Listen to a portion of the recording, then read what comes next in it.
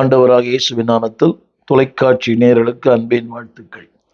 இந்த நாளின் செய்தி என்னவென்றால், அதாவது தேவனுடைய அன்பை குறித்து பல செய்திகளை கேட்டிருக்கலாம். இன்றைக்கு அதை இன்னொரு கோணத்தில் பேசப்பட விரும்புகிறேன். பின்பற்றப்பட வேண்டிய தேவனுடைய அன்பு. இன்றைக்கு அன்பு என்ற வார்த்தைக்கு தவறான சில விளக்கங்களை மக்கள் கொடுக்கிறார்கள். அதாவது ஒவ்வொன்று வாலிபத்திலே தோன்றுகிற அன்பு, கணவன் மனைவி அன்பு, பிள்ளைகளின் பெற்றோருடைய அன்பு, இப்படி பல அன்புகள் இருக்கிறது. ஃபிலோ, நிறைய அன்புக்கு நிறைய விளக்கம் சொல்லப்பட்டிருக்கிறது. ஆனால் இன்றைக்கு என்னுடைய செய்தி பின்பற்றப்பட வேண்டிய அன்பு. இன்றைக்கு அநேக குடும்பங்களிலே அன்பு செலுத்துகிறோம் என்ற அந்த போர்வையிலே பிள்ளைகளை திசைக்கெட்டு போகிற பெற்றோர்கள் ஏராளம்.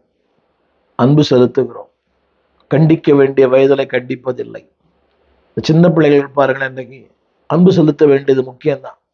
ஆனால் எங்கே அன்பு செலுத்த வேண்டுமோ அங்கே அன்பு செலுத்துவது இல்லை. இன்றைக்கு நம்முடைய பல நேரங்களிலே நம்முடைய அன்புக்கு தவறான விளக்கங்கள் கொடுக்கப்படுகிறது. ஒரு அன்பா இருக்கிறார் என்றால் பல காரணங்கள் உண்டு. உலக அன்பு செலுத்துகிறது சொன்னால் ஒன்று எதிர்பார்த்து அன்பு செலுத்துகிறது. ஆனால் எதிர்பார்க்காமல் அன்பு செலுத்துகிற ஒருவர் கர்த்தர் தான். உலகத்தில் அன்பு எல்லாம் மாறிக்கொண்டே இருக்கும், ஆனால் தேவனுடைய அன்பு மாறாது. இன்றைக்கு ஒரு பின்பற்றப்பட வேண்டிய 4 விதமான அன்பை குறித்து உங்களோட பேச விரும்புகிறேன். எல்லாமே அது டீல ஆரம்பிக்கும். யோவான் சுவிசேஷம் 15ஆம் அதிகாரம் 9ஆம் வசனம். யோவான் 15:9 பலமுறை கேட்டிருக்கலாம். பிதா என்னில் அன்பா இருக்கிறது போல, பிதா என்னில் அன்பா இருக்கிறது போல நானும் உங்களில் அன்பா இருக்கிறேன். இது பலமுறை நீங்கள் கேட்ட வார்த்தை தான். பிதா அன்பா இருந்தார் குமாரனில். ஆனால் அந்த அன்பான குமாரனை பாடுகளுக்கு உட்படுத்தினார், சிறுமைக்குட்படுத்தினார், உபத்திரவங்களுக்கு உட்படுத்தினார், கல்வாரிக்கு உட்படுத்தினார், பலமான காரியங்களுக்கு மத்தியில உட்படுத்தினார். இதனாலே அதாவது பிதா என்னில் அன்பா இருக்க போல. நீங்க கொஞ்சம் அந்த வசனத்தை யோசிச்சு பாருங்க. அப்படியானால் அன்பா இருந்த தேவன் அவருடைய விருப்பத்திற்கு எல்லாவற்றையும் விடவில்லை.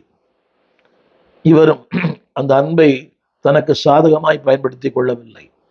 இந்த உலகத்திலே பார்க்கிறோம், ஒரு அன்பா இருக்கிறார் என்ற காரணத்தினாலே இன்றைக்கு எத்தனை நம்பிக்கை துரோகம். கணவன் அன்பா இருக்கிறார், நம்பிக்கை துரோகம் செய்கிற மனைவி. மனைவி அன்பா இருக்கிறாள், அந்த நம்பிக்கை துரோகம் செய்யும் கணவர்கள். பெற்றோர் அன்பா இருக்கிறார்கள், ஆனால் நம்பிக்கை துரோகம் செய்யும் பிள்ளைகள். இன்னைக்கு உலகத்துல பார்க்கிறோம் எல்லா இடத்துலையும். இந்த உங்களோடு பேசுறதுக்கு முன்பாக ஒரு தாயார் தொலைபேசியில தொடர்பு கொண்டார்கள். அதாவது அவருடைய சொந்த மகன், ஒரு மகன் ஒரு மகள், செயலிழந்த கணவர். ஆனால் அந்த செயலிழந்த கணவரை தெரியாமலேயே அவரை அதாவது அவர் தெரியாமலேயே அந்த வீட்டை எழுதி வாங்கிவிட்டு பெற்ற தகப்பனின் தாயும் நடுத்தரவில் விட்டு போன ஒரு மகன். அன்பு செலுத்தின தாய், ஆனால் அந்த அன்புக்கு அந்த மகன் பாத்திரமா இல்லை. இன்றைக்கு தகப்பனையும் தாயும் நடுத்தரவில் விட்டு தன் சகோதரியை ஏமாற்றி விட்டு அந்த தாய் கண்ணீரோடு இந்த ஒளிப்பதிவுக்கு முன்பாக என்னோடு தொலைபேசியில் தொடர்பு கொண்டார்கள். திரும்ப சொல்ல விரும்புகிறேன், இதுதான் எல்லா இடத்துலையும் நடக்குது, எல்லா குடும்பங்களிலே. இதற்கு ஜாதி மதம் இதெல்லாம் இது ஒன்றுமில்லை. ஜாதிகள் கடந்து, மதங்களுக்கு கடந்து, எல்லாமே கர்த்தர் அறிந்தவர்கள் தான், சபைக்கு போகிறவர்கள் தான், ஆண்டவர் ஆராதிக்கிறவர்கள் தான். ஆனால் அந்த அன்பிலே ஒரு மாய்மாலம். இன்றைக்கு என்னுடைய தலைப்பு என்னவென்றால், பின்பற்ற வேண்டிய அன்பு. Number 1, tough love. நான் வாசிக்கிறேன், கேளுங்கள். பிதா என்னில் அன்பா இருந்தது போல. இந்த வசனம் இப்படி சொல்லுகிறது, கவனிங்க. அன்பா இருக்கிற தெய்வம் நம்மை பயிற்சி வைக்கிறார். 12:6 எபிரேயர். எவனிடத்தில் அன்பு கூறுகிறாரோ அவனை அவர் சிட்சிக்கிறார். தமிழ் வேதத்துல சிட்சிக்கிறார், ஆங்கில வேதத்துல காட் டிசிப்ளின். அப்படின்னால் அன்பு என்பது எதை வேணா பண்ணு, என்ன வேணா செய், I love you. No. If there is no discipline, there is no meaning of the word love. ஜனங்கள் தான் நினைக்கிறாங்க, அன்பான தேவன் என்னை ஏன் இப்படி கண்டிக்கிறார், என்னை ஏன் இப்படி பாடுபடுத்துறார். இல்லை, வேர் there is love, there will be a discipline.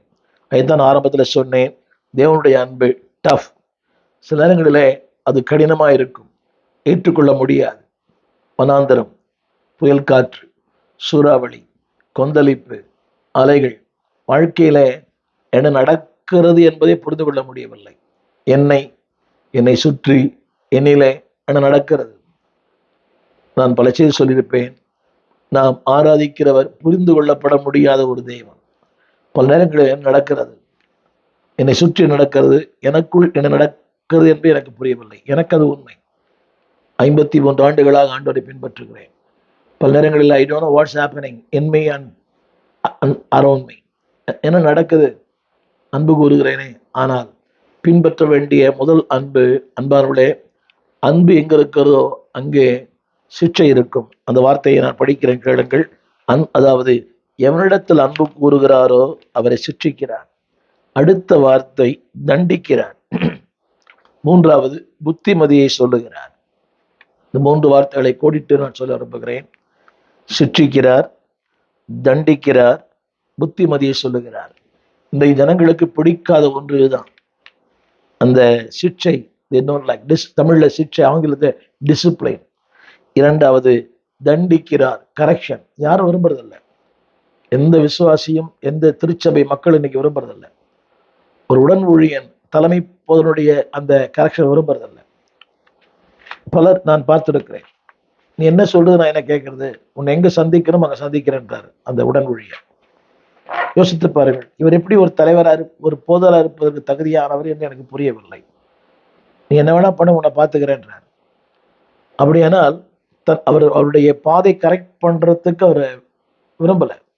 அவர் செல்லும் பாதை தவறு, அவர் செயல் தவறு, அவருடைய காரியங்கள் தவறு, அவருடைய பழக்க வழக்கங்கள் தவறு. when we correct, அவர் சொல்றாரு, உன்னாலான நீ பாரு, என்னால நான் பார்க்கிறேன். இது நான் கடந்து வந்த ஒரு அனுபவங்கள்.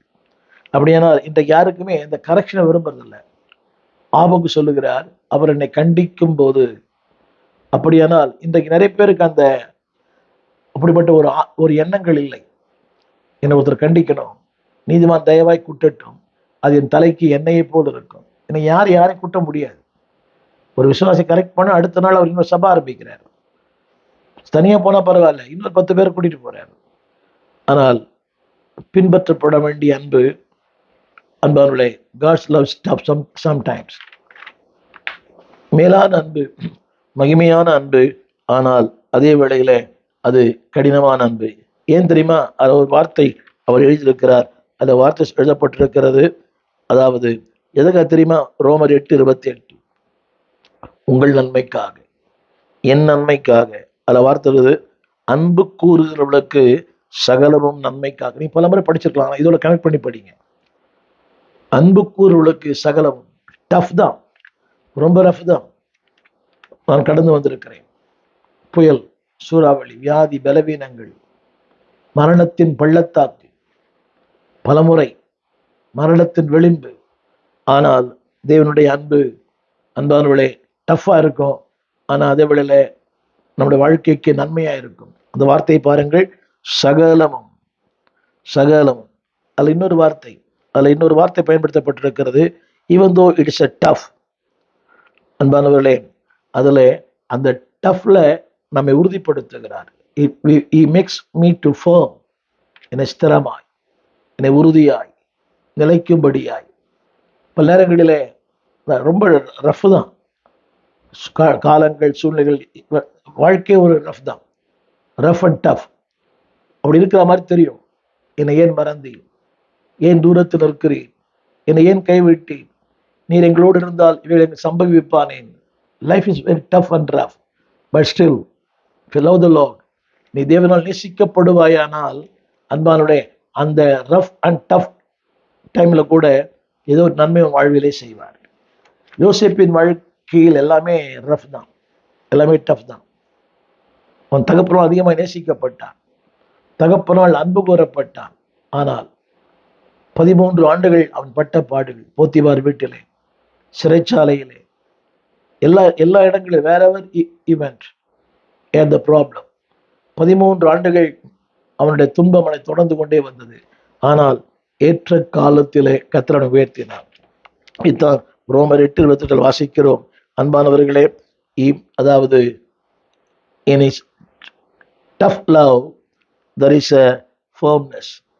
அந்த கடினமான அன்பில கூட நம்மை உறுதிப்படுத்துகிறார். வழுவாமல் நம்மை காக்கிற ஒரு அன்பு. ரஃப் தான்.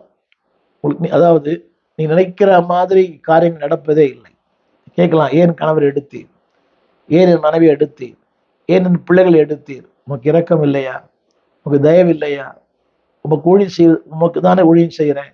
நானும் கூட பல்வேறு கேட்டிருக்கிறேன். பல வியாதிகள், பலவீனங்கள், ஆண்டவர் ஓடி ஓடி ஊழியம் செய்கிறோமே, ஏன் எனக்கு இந்த பலவீனம், ஏன் எனக்கு இந்த சுகவீனம், இப்படி பல நேரங்களிலே கேட்டுதான் இருக்கிறோம். இன்றைக்கு கூட கேட்டேன். இது முடித்த உடனே நான் ஒரு மருத்துவமனைக்கு செல்ல வேண்டும் பரிசோதனைக்காக. அப்படியானால் ஈவன் இந்த tough love he make me firm. என்னை உறுதிப்படுத்துகிறவர், என்னை ஸ்திரப்படுத்துகிறவர். நாட் ஓன்லி தட், அன்பானவர்களே, he make me courage. அதில் ஒரு வார்த்தை போட்டிருக்குது. அடுத்த வார்த்தை, அதில் ஒரு வார்த்தை பயன்படுத்தப்பட்டது, for good of others. Tamil வேதத்தில் நன்மைக்கு ஏதுவாக. என்னிலே நன்மை, என் மூலமாய் நன்மை. என்னிலே நன்மை செய்கிறார், என் மூலமாய் நன்மை செய்கிறார். எப்ப தெரியுமா? அந்த 12:6 என்னை சிக்ஷிக்கும் போது, என்னை கண்டிக்கும் போது, எனக்கு புத்தி சொல்லும் போது, அது எனக்கு அது பிடிக்கல. இன்னைக்கு யாருக்குமே யார் புத்தி சொல்ல விரும்புறது இல்லையே. நேரத்தோட சபைக்கு வாங்க, ஆலயத்துக்கு வாங்க, ஊழியம் பண்ணுங்க, வேத பாடத்துக்கு வாங்க, புரியுதா, மனைவிக்கு கணவனுக்கு கீழ்ப்படியுங்க, பெற்றோருக்கு கீழ்ப்படியுங்க. அதெல்லாம் எங்களுக்கு தெரியும், நீங்க ஒன்றும் சொல்ல வேண்டாம். உங்களோட நாங்கள் ரொம்ப படிச்சிருக்கிறோம், ஏகப்பட்ட படிப்பு இருக்குது எங்களுக்கு. we have more knowledge, so nobody wants to be corrected. ஆனால் தேவன் சொல்லுகிறார், அந்த correction is good for you and good for others. உங்களுக்கு நல்லது, உங்கள் மூலமா அநேகருக்கு நல்லது. அதான் பவுல் சொல்லுகிறார், நாங்கள் பரீட்சைக்கு, அதாவது உபத்திரவப்பட்ட எல்லாருக்கும் ஆறுதல் சொல்லும்படியாய் எங்கள் உபத்திரவத்தை நாங்கள் பயன்படுத்துகிறோம். உபத்திரவப்பட்ட ஒருத்தர் தான் அடுத்த உபத்திரவத்துக்கு ஆள் சொல்ல முடியும். டாக்டர் டிஜிஎஸ் அவர்கள், அவருடைய மனதுருக்கம், அவருடைய பாரம், அவருடைய கண்ணீர், ஏன் தெரியுமா? he has gone through that. அதில் கடந்து போனார். எனவேதான் ஆத்துமாக்களுக்காக, வியாதிக்காக அதிகமாக உடைக்கப்பட்டார். உடைக்கப்பட்ட ஒருவர் தான் உடைக்கப்பட்ட மக்களுக்கு ஆசீர்வாதமா இருக்க முடியும். இன்னைக்கு நிறைய பேர் நிறைய பிரசங்கம் பண்றாங்க, அங்க குதிக்கிறது, இங்கே குதிக்கிறது, சத்தம், ஆட்டம், பாட்டம், கொண்டாட்டம் இல்லை. உடைக்கப்பட்ட ஒரு மனிதர் தான் உடைக்கப்பட்ட மக்களுக்கு ஆசீர்வாதமா இருக்க முடியும். தேவன் சொல்லுகிறார், the first love is, நான் சொன்ன முதல் வார்த்தை tough love. God's love is tough love. இரண்டாவது, அதற்கு எதிர்மறை என்னென்னு சொல்ல விரும்புகிறேன், டெண்டர் லவ்.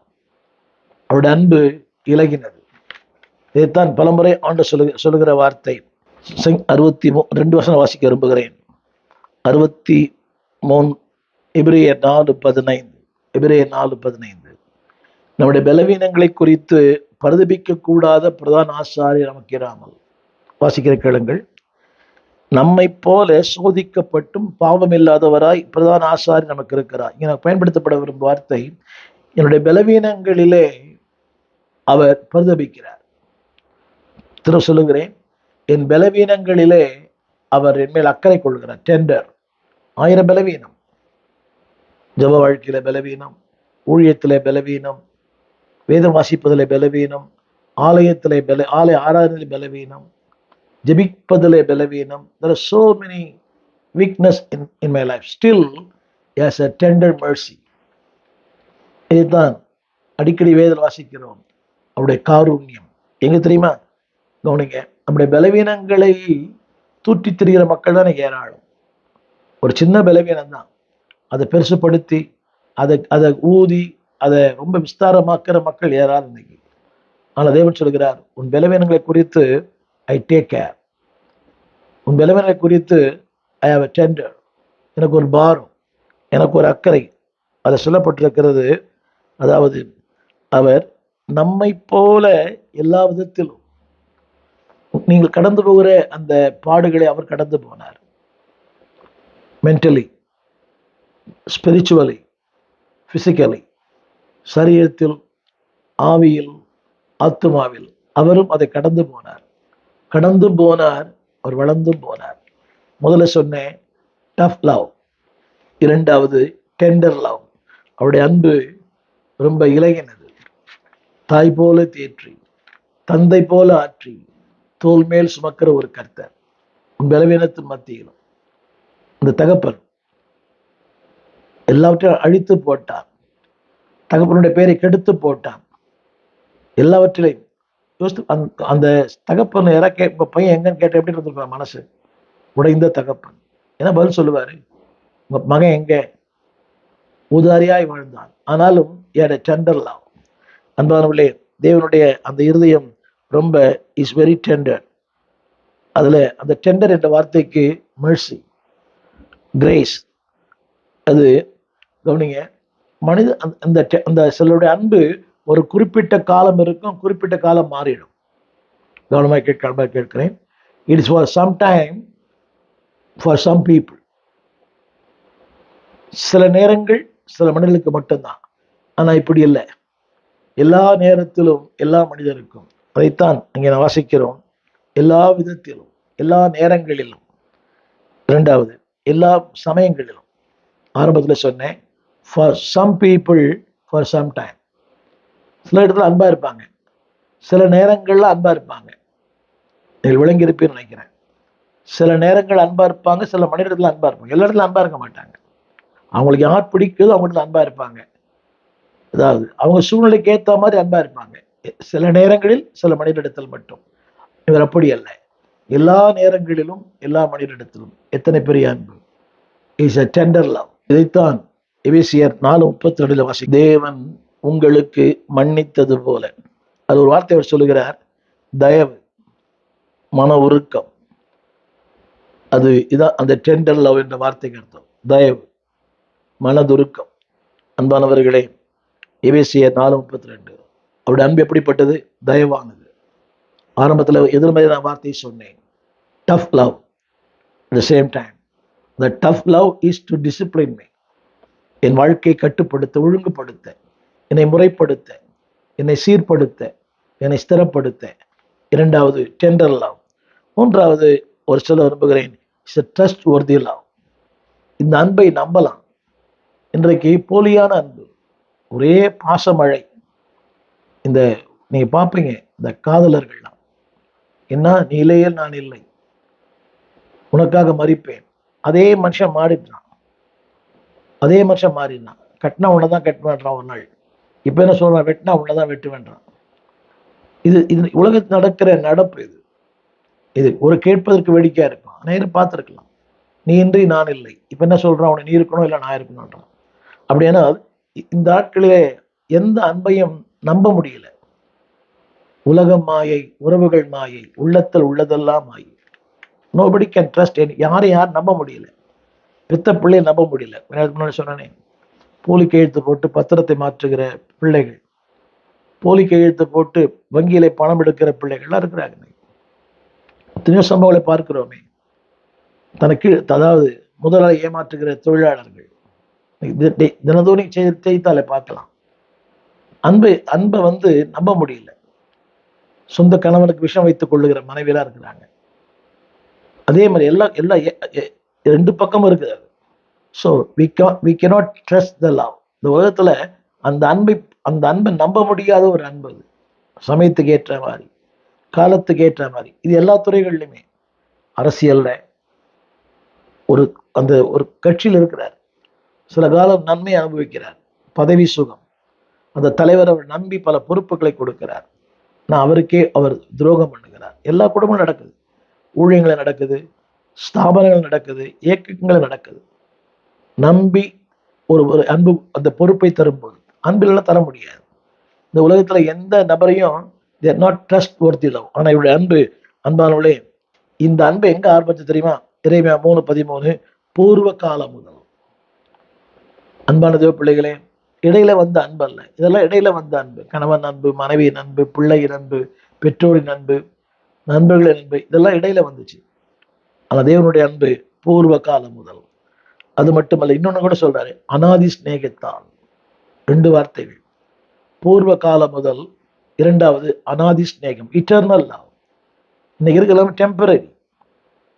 பாருங்க, கணவன் மனைவி கூட ரொம்ப அன்பா இருக்க முடியல. ஆரம்பத்தில் இருந்த அந்த அன்பு இப்ப இல்லையே.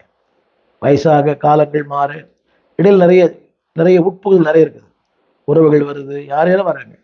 பிள்ளைகள் வந்தோன்னா அன்பு மாறுது. நிறைய குடும்பங்கள்ல பிள்ளைகள் வந்தா, புதிய உறவுகள் வரும்போது அந்த அந்த அனாதி அன்பு மாறுது. உங்களுக்கு உலங்க நினைக்கிறேன். ஒரு குடும்பத்துல புதிய வரங்கள் வருது, மருமகன் இதெல்லாம் வரும்போது, பேர பிள்ளைகள் இதெல்லாம் வரும்போது ஒரு மாற்றம் தெரிகிறது. உங்களுக்கு புரியும், நீங்களும் அனுபவசாலிகள். இந்த சொல்லப்பட்ட வார்த்தை, இரண்டாவது பூர்வ காலம் முதல், இரண்டாவது அனாதி சிநேகத்தால். அவருடைய அன்பு அன்பான ட்ரஸ்ட் worthy, நம்பத்தகுந்த அன்பு, நம்பக்கூடிய அன்பு, காலத்தால் மாற்றப்பட முடியாத அன்பு. இதைத்தான் திரும்ப திரும்ப நாம் அடிக்கடி வாசிக்கிறோம். அது மட்டுமல்ல, இங்கே ஆரம்பிக்கிற அன்பு உன்னதங்கள் வரைக்கும் போகுமா. எபேசியர் 2:7, உன்னதங்களிலே நம்மை எழுப்பி உன்னதங்களிலே. பாருங்க, என்னை ஒருத்தர் பக்கத்தில் உட்கார வைக்கிறாருன்னா அன்பு இல்லாம உட்கார வைக்க மாட்டார். புரிய நினைக்கிறேன். சும்மா அதாவது ஒருத்தர் என்ன பக்கத்தில் உட்கார வைக்கிறாருன்னா, நம்பர் 1, என் மேல அவருக்கு ஒரு அன்பு இருக்கணும், என் மேல ஒரு பற்று இருக்கணும், என் மேல அவருக்கு ஒரு பரிவு இருக்கணும், என்ன ஒரு பாசம் இருக்கணும். பல முறை இதை நான் பார்த்திருக்கிறேன். சமீபத்தில் அரசியல் ஒரு கிறிஸ்துமஸ் அந்த விழாவுக்கு போயிருந்தேன். ஒரு அமைச்சர், நான் பின்னால் உட்கார்ந்திருந்தேன். அவர் அழைத்து அவருக்கு பக்கத்தில் உட்கார வைத்தார். அது ஒன்றும் பெரிய மேன்மை அல்ல, அதெல்லாம் ஒன்றும் மேன்மை அல்ல. அது ஒரு 1/2 மணி நேரம். ஆனா இவர் சொல்லுகிறார், உன்னதங்களிலே அவரோடு கூட. அப்படியானால் ட்ரஸ்ட் worthy. அவரோடு உட்கார வைப்பதற்கு இன்னைக்கு சரிசமமா யாரும் பழகிறது இல்லையே. இன்னைக்கு இருக்கிற ஊழியர்கள் கூட சரிசமமாய் தன்னோடு பழகுவதில்லை, பழக்கம் வச்சுக்கிறதே இல்லை. ஆஸ்டான்லி அவர்கள் சொல்லுகிறார்கள், தேவமனிதர் ஆஸ்டான்லி, இந்த ஊழியர்கள் நிலைச்சு வாழ்ந்தார்கள் போல் நடக்கிறார்கள், விசுவாசிகளை உடன் ஊழியர்களை கொத்தடிமை போல நடத்துகிறார்கள். நீங்கள் அது அது ஒரு காலம். இன்னைக்கு அப்படி இல்லை, இன்னைக்கு காலங்கள் மாறி போச்சு. அந்த நாட்கள் எல்லாம் அப்படிதான் விசுவாச ஊழியக்காரர்களை ஜனங்க தலைவர்கள் செஞ்சாங்க. அது உங்களுக்கே தெரியும் நினைக்கிறேன். அந்த நாட்கள் எல்லாம் ஊழிய அப்படி அது அவங்களுக்கு அது ஒரு எண்ணம். ஏன்னா சரிசமமாக வச்சு அவன் நம்மளை மதிக்க மாட்டாங்க. ஆண்டவரே உன்னதங்களை அவரோடு உட்கார வைக்கிறார். நான் சொல்ல வந்த வார்த்தை ட்ரஸ்ட் worthy love. அதாவது அதாவது அந்த அன்பை அவர் கடைசி வரைக்கும் பாதுகாக்கிறார். அதான் சொல்ல வந்த வார்த்தை. He keeps his love. நம்முடைய அன்பில் இன்றைக்கு எவ்வளவு மாற்றம் தெரியுமா? அன்றைக்கு இருந்த அன்பு இன்னைக்கு இல்லை. வசதிகள், வாய்ப்புகள், கொஞ்சம் சின்ன சின்ன உயர்வுகள், சின்ன சின்ன அந்த மேன்மைகள் வந்த உடனே நிறைய பார்க்குறேன். அன்னைக்கு என்னை கனம் பண்ணின உடன் ஊழியர்கள் இன்னைக்கு என்னை கனம் பண்றது இல்லை. அன்னைக்கு என்னை பற்றி புகழ்ந்த ஊழியர்கள் இன்னைக்கு தூற்றி திரிகிறார்கள். அது அவங்கள வளர்ச்சியினுடைய பரிணாமம். அது வளர்ச்சியே இல்லை, அது அழிவின் பாதை கொண்டு போகும் என்பது அவளுக்கு அது புரியல. ஏனென்றால் நான் எதை விதைக்கிறேனோ அதையே நான் அறுப்பேன், அதை மாற்றமே இல்லை. But God keeps his love for eternal. நித்தியம் வரைக்கும் அந்த அன்பை அவர் கொண்டு போகிறார். சின்ன கேள்வி, அன்பான தேவப்பிள்ளையே, வசதிகள் வரலாம், வாய்ப்புகள் வரலாம், பணம் வரலாம், செல்வம் வரலாம், புகழ் வரலாம், எது வேணா வரலாம். Are you keeping his love for eternal? நித்திய வரைக்கும் அந்த அன்பு தொடர்கிறதா? இதெல்லாம் இடையில வந்தது. வசதி, வாய்ப்பு, வாகனங்கள், வீடு, புகழ், பெருமை, இன்னைக்கு இருக்கிற டிவி சேனல், இதெல்லாம் இடையில வந்தது. ஆனா அது ஆதி காலத்திலிருந்து அனாதி ஸ்நேகம். இதைத்தான் சொன்னேன், ட்ரஸ்ட் worthy love. கடைசி அது மட்டுமல்ல, அந்த அன்புக்கு இன்னொன்று சொல்றாரு அவரு. அந்த அன்பிலே யோவான் 3:18, தேவன் அன்பு கூறுவது வெறும் வார்த்தையால் அல்ல. அவர் சொல்லுகிற வார்த்தை, வசனத்தினாலும் நாவினாலும் அல்ல, கிரியையினாலும் உண்மையினாலும் அன்பு கூறுகிறார். எத்தனை பெரிய வார்த்தை! இன்னைக்கு நம்முடைய அன்பெல்லாம் வசனத்தினால், வசனம் மழை பொழிகிறோம், எல்லாரும் வசனம் பேசுறோம். இரண்டாவது நாவினால் நிறைய புகழ்ந்து தள்ளுறது. ஆனா அதே நபரை ரொம்ப எவ்வளவு தூற்ற முடியுமோ அவ்வளவு நசுக்கிறது. மேலே கொண்டு போய் கீழே தள்ளுறது. இன்னைக்கு அதான் உலகம். தேவன் அப்படி அல்ல, கிரியினாலும் உண்மையினாலும் நம்மை அன்பு கூறுகிறார். அந்த அன்பை கிரியில வெளிப்படுத்துறார், அந்த அன்பை உண்மையாய் செய்கிறார். அதுதான் சொன்னேன், பின்பற்றப்பட வேண்டிய அன்பு. படிக்கிற அன்பல்ல, பின்பற்றப்பட வேண்டிய அன்பு. உண்மையினாலும் கிரியினாலும் God reveals that love. எனவே தான் சொன்னேன், ட்ரஸ்ட் worthy love. கவனிங்க, அதில் சொல்லப்பட்ட வார்த்தை டிபெண்டபிள். அவர் அன்பை நம்பலாம். You can depend is love. அவர் அன்பை சார்ந்து கொள்ளலாம். இன்னைக்கு எந்த அன்பை சார்ந்து கொள்ள முடியவில்லை. சார்ந்து கொள்ள விருப்பம் உண்டு, ஆனால் சார்ந்து கொள்ள முடியல. புரியுதா உங்களுக்கு? ஒரு பெற்றோர் விரும்புகிறாங்க, பையன் அன்பு செலுத்தணும், வந்து பார்க்கணும். இந்த முதியோர் இல்லங்கள் இருக்கிற கொடுமை தான். இன்னும் சேர்த்தாயா, இது வரைக்கும் என்ன வந்து பார்க்கல. காசு அனுப்புகிறான், ஆனால் என்ன வந்து பார்க்கல. அவங்க காசுக்கு எதிர்பார்க்கல. இந்த மருத்துவமனை ஊழியங்களில் அவள் கொடுக்குற கண்ணீர் அதுதான். ஒன்றும் சேர்த்தாங்கய்யா, பையன் சேர்த்தான், இது வரைக்கும் என்ன வந்து பார்க்கல. நான் சொல்ல விரும்புகிற வார்த்தை, அதாவது ஒரு ஸ்டெட்ஃபாஸ்ட் லவ், ஸ்திரத்தன்மையான அன்பு.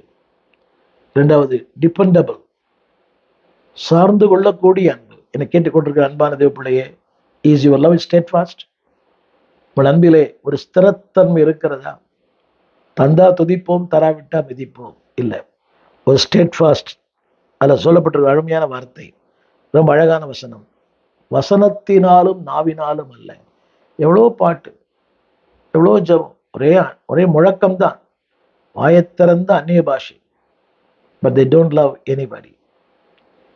சொந்த பிள்ளை அன்பு கூறுறது இல்லையே, சொந்த மருமகளை அன்பு கூறுறது இல்லையே, சொந்த கணவனை அன்பு கூறுவதில்லையே, சொந்த மனைவி அன்பு கூறுவதில்லையே.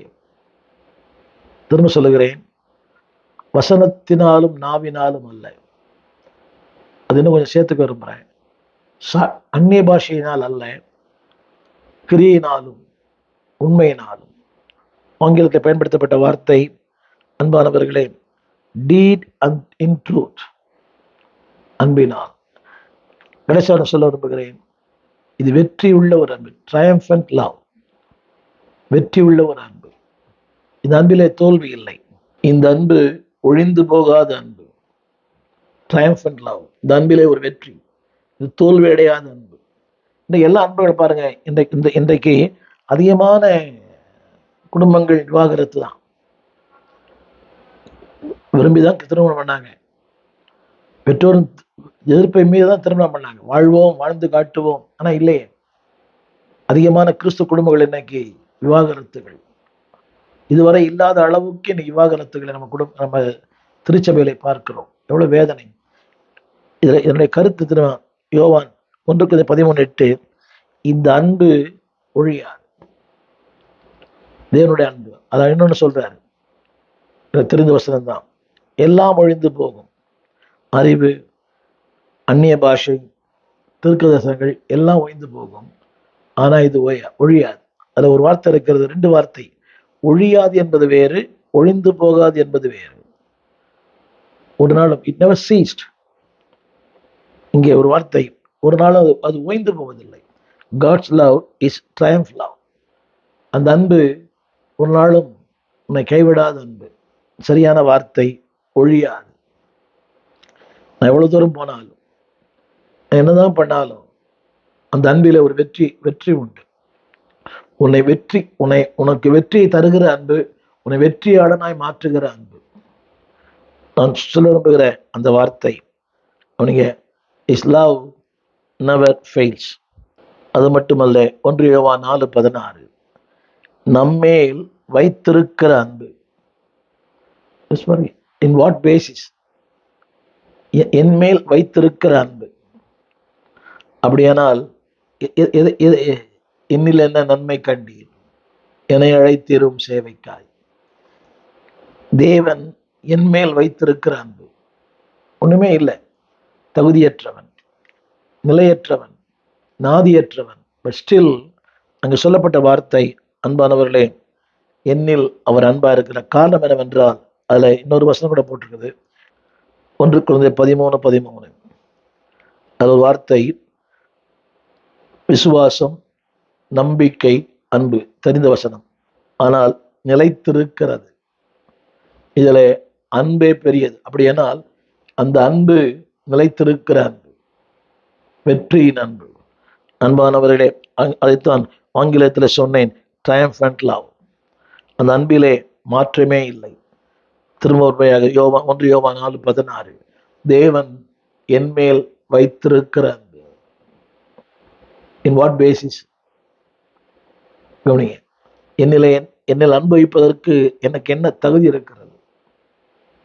அதற்கு நான் என்ன செய்திருக்கிறேன்? இப்ப நான் அவருக்கு அன்பு கூறுவதற்கு ஏராளமான காரணங்கள் உண்டு. என்னை ரட்சித்தார், எனக்கு வாழ்வு தந்தார், என்னை சுகப்படுத்தினார், இந்த நாள் வரைக்கும் என்னை ஜீவன் தந்தார். ஒரு உன்னதமான பணியை செய்ய என்னையும் ஒரு கருவியாய் பயன்படுத்துகிறார். அவருடைய பிள்ளையாக்கினார். மகா மேன்மையான அருமையான வாக்குத்தத்தங்களை தந்தார். 4 பேருக்கு ஒரு ஆசீர்வாதத்தின் கருவியாய் மாற்றுகிறார். இதெல்லாம் அவர் செய்த நன்மைகள். கடல் மணலை பார்க்கிலும் அதிகமானது. முடிந்து போன வாழ்க்கையை ஆரம்பித்தார். முற்று பெற்ற வாழ்க்கைக்கு தொடக்கத்தை தந்தார். அதாவது ஒன்றுமில்லாத ஒன்றை ஏதோ ஒன்று ஆக்கினார். இதெல்லாம் அவர் செய்த நன்மைகள். ஆனால் கவனிங்க, ஆனா ஒண்ணுமே பண்ணாத என் மேல அவருக்கு நான் உண்மை பண்ணலை. ஆனா தேவன் 1 யோவான் 4:16, தேவன் என்மேல் வைத்திருக்கிற அன்பு. அதுல இந்த வார்த்தை இப்படி எழுதப்பட்டிருக்கிறது, the greatest is love. 1 Corinthians 13:13, அதாவது கிரேட்டஸ்ட், தமிழ்ல அன்பே பெரியது, இங்கிலீஷ்ல கிரேட். என்ன வச்சு அந்த அன்பு வெரி கிரேட். என்னை கேட்டுக்கொண்டிருக்கிற அன்பு தேவ பிள்ளையே, பின்பற்றப்பட வேண்டிய அன்பு. நம்பர் 1, டஃப் லவ், சிக்ஷிக்கிறார், டேக் இட். 2வது, டெண்டர் லவ், ஸ்டார்டட் இட்டர்னிட்டி, நித்தியத்தில் ஆரம்பித்தார்.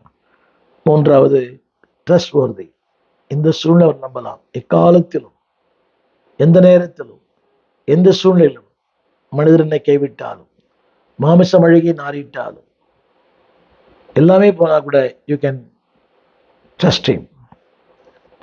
சொல்லுகிறானே, என் மாமிசம் அழிந்து போனாலும், எல்லாம் போனால் கூட யூ கேன் ட்ரஸ்ட் காட். அது சொல்லி தெரிவதல்ல, அது ஒரு அனுபவம். 4வதாக, ட்ரையம்ஃபன்ட் லவ், இந்த அன்பு உன்னை ஒரு நாளும் கைவிடாது. இந்த அன்பு உன்னை வெட்கப்படுத்தாது. இந்த அன்பு உன்னை ஒரு நாள் சோறுக்குள்ளாக்காது. It never let you down. உன்னை ஒரு நாளும் கைவிடாத அன்பு. அந்த அன்புக்கு சொந்தக்காரராகி அவரை நோக்கி பார்ப்போம். திரும்ப சொல்லுகிறேன், இப்படிப்பட்ட அன்பை பின்பற்றுங்கள். அன்புக்கு இலக்கணமாயிருங்கள். அன்புக்கு சொந்தக்காரராயிருங்கள். கவனிங்க, தேவன் உங்கள் மேல் செலுத்தின அன்பை மற்றவர்கள் செலுத்த முயற்சி பண்ணுங்க. அதுவே பெரியது. தமிழ்ல அதுதான், ஆங்கிலத்துல தி கிரேட்டஸ்ட் இஸ். அதான் திரும்ப சொல்ல விரும்புகிறேன், வசனத்தினாலும் நாவினாலும் அல்ல, கிரியைகளாலே அன்பு கூற கடவுள். இது கடினமானது, ஆனால் சாத்தியமானது. ஜெபம் பண்ணுவோம். வானத்தையும் பூமியும் படைத்த நல்ல ஆண்டவரே, இந்த அருமையான வேலைக்காக நன்றி செலுத்துகிறோம். இந்த நாளிலே பின்பற்றப்பட வேண்டிய அந்த அன்பு, கை கொள்ளப்பட வேண்டிய அன்பு, ஆண்டவரே, இந்த வாழ்க்கையின் பங்காய் பாகமாய் இருக்க வேண்டிய அந்த அன்பு, அந்த பின்பற்றக்கூடிய அன்பை நாங்கள் பின்பற்ற, tough love, trust worthy love, triumph love, tender love, இந்த அன்பிலே நிலைத்திருந்து அந்த அன்பை மற்றவர்களுக்கு சொல்ல எங்களுக்கு இரக்கம் செய்யும் ஐயா. சில நேரங்களை நேசிக்கிறோம், சில நேசிக்கிறது இல்லை. ஆண்டவரே, ஆல் டைம்ஸ் ஆல் பீப்புள், எந்த மனிதரையும் எந்த சூழ்நிலை நேசிக்க எனக்கு அப்படிப்பட்ட கிருபைகளை தார். ஆசீர்வதியும். கேட்ட ஒவ்வொரு பிள்ளைகளின் வாழ்க்கையிலையும் அந்த மேலான அன்புக்கு சொந்தக்காரர்களாய் மாற்றும். பின்பற்ற வேண்டிய அந்த அன்பை பின்பற்ற இரக்கம் செய்யும். அந்த உணர்ச்சிகளால் வருகிற அன்பு அல்ல, அந்த சூழ்நிலை வருகிற அன்பு அல்ல, பணத்தால், படிப்பால், ஜாதியால் இல்லை, உம்மால் வருகிற அன்பினால் நிரப்பப்பட இரக்கம் செய்யும். எங்கள் அன்பு based on cash, colour, caste, இனத்தையும் நிறத்தையும் பணத்தையும் மையமாக கொண்டிருக்கிறது. அப்படி அல்ல, எல்லாவற்றையும் கடந்து தேவன் மேல் வைக்கிற அந்த அன்பு, தேவன் மூலமாய் வருகிற அந்த அன்புக்கு நாங்கள் சொந்தக்காரர்களாய் மாற உதவி செய்யும். ஆட்கொள்ளும் ஆசீர்வதியும். இந்த அன்பிலே நான் நிலைத்திருக்க உதவி செய்யும். என்ன வந்தாலும் எது வந்தாலும் அந்த அன்பில் நிலைத்திருக்க உதவி செய்யும். இயேசுவின் நாமத்தில் நல்ல பிதாவே, ஆமென். அந்த அன்பில் நிலைத்திருங்கள். ஒரு நிலைத்திருப்பார். முதல் வசனம், இதா என்னில் அன்பா இருக்கிறது போல. Tough love, tender love, trustworthy love, triumph love. அன்பா இருக்கிறது போல, எதிர்பார்ப்பு இல்லாமல், நிபந்தனை இல்லாமல் அன்பாயிருங்கள். ஆண்டவர் உங்களையும் சரித்திரத்தில் சாதனையாளராய் மாற்றுவார். உங்களுக்கு ஜெபிக்க விரும்புகிறேன். ஆண்டவர் தாமே உங்களை பயன்படுத்துவாராக. ஆமென். எங்கள் விலாசம்: போதகர் ஸ்டீஃபன் தேவகுமார், திறந்த வாசல் சபை, நம்பர் 65, பரமானந்த தெரு, 7 கிணறு, சென்னை 600001. தொடர்புக்கு 9841839287. மேலும் 0444318330. எங்கள் மின்னஞ்சல் stephen.opendoor@gmail.com. எங்கள் தேவ செய்திகளை யூடியூப் சேனலில் பார்த்து பயனடையுங்கள். தேவன் உங்களை ஆசீர்வதிப்பாராக.